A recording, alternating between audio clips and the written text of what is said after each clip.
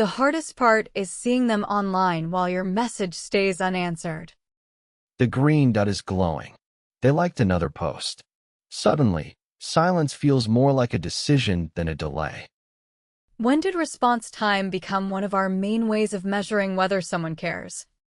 We are not excusing neglect or treating every late reply as rejection. We are learning the difference. Lena had 4 good dates with Aaron. He listened, remembered small details, and made sure she got home safely. Once apart, his replies became slow. He might take 3 hours, although his eventual messages were thoughtful. One night Lena asked, "Did you get home?"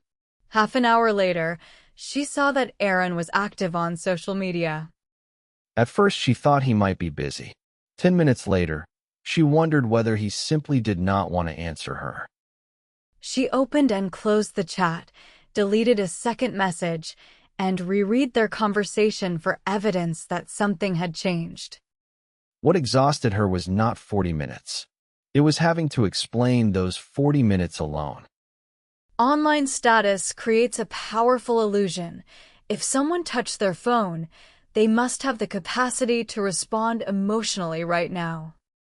But scrolling for a minute, answering a work notification, and composing a caring reply are not the same kind of task.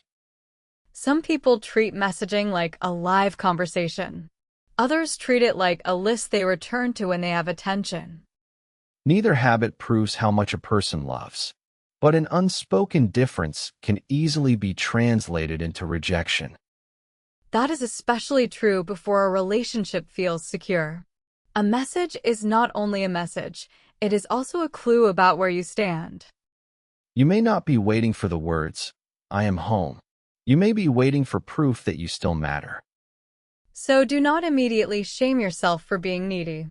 Under the anxiety may be a reasonable wish to understand whether this connection is stable. The problem is that if only instant replies can reassure you, every delay resets your sense of safety to 0. Does that mean you should accept any amount of silence and tell yourself not to overthink? No. Slow communication and low investment can look similar. Look at 3 things: repair, initiative, and consistency. First, when they return, do they actually pick up the conversation? Do they respond to what you shared, or drop a random emoji and move on? Second, do they rebuild connection after being busy? Do they suggest a call or a date?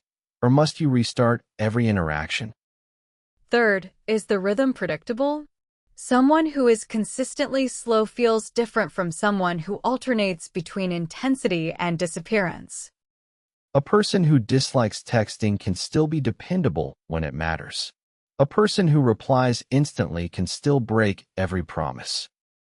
The warning sign is not an occasional quiet afternoon.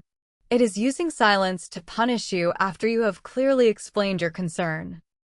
It may look like disappearing for days after conflict, returning without repair, or contacting you only when they need comfort. That is no longer a harmless phone habit. It is a lack of basic responsiveness, and you do not have to romanticize it. But if the relationship is reliable overall and your messaging rhythms differ, you need a concrete agreement instead of another guess.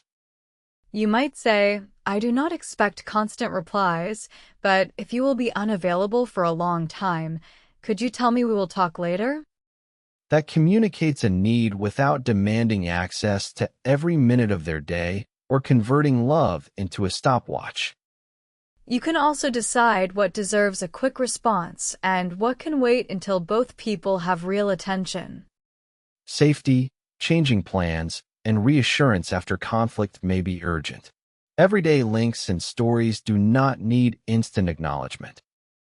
An agreement will not remove every anxious feeling, but it reduces the blank space that imagination is forced to fill.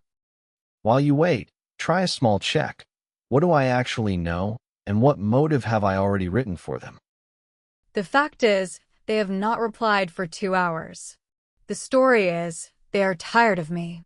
Keep those 2 sentences separate. Then ask whether you want to send another message because you have something to add or because you are secretly testing their interest. Double texting is not embarrassing. What becomes painful is making every message sit an invisible relationship exam. And do not deliberately wait exactly as long as they waited, hoping to regain power by returning the discomfort. That turns communication into a game where caring first means losing, and whoever acts colder controls the relationship. A connection worth building should not require both people to perform as if they need absolutely nothing from each other. If you discuss it honestly and still cannot tolerate each other's rhythm, you may have a real communication mismatch. Mismatch does not mean one person is damaged. It means the cost of staying connected needs to be seen clearly. You can adapt or leave, but do not spend months trapped inside an online indicator, surviving on theories about what silence means. Measure care across a longer timeline.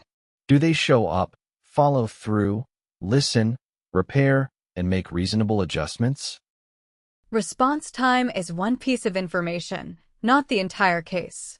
A slow reply may be a habit. Repeated disregard is a pattern. So when the green dot appears and your chat remains quiet, do not immediately turn the silence into a verdict about your worth.